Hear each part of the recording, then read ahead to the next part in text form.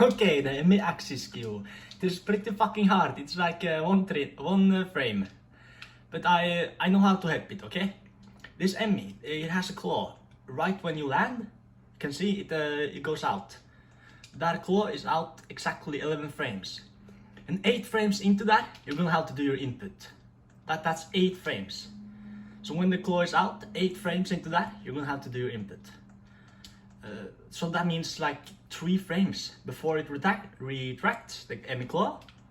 You can see it right when I land. There we go. That's when you're gonna have to do your input. 8 frames after it goes out, and 3 frames before it retracts. And you're also gonna hold up like this. Not like this, but like this, when Samus has her hands against the wall.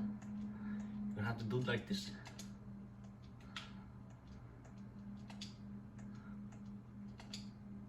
Like that, there we go.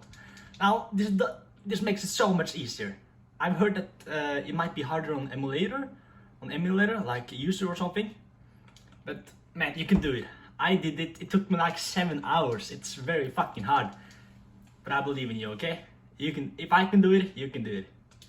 Good luck, man.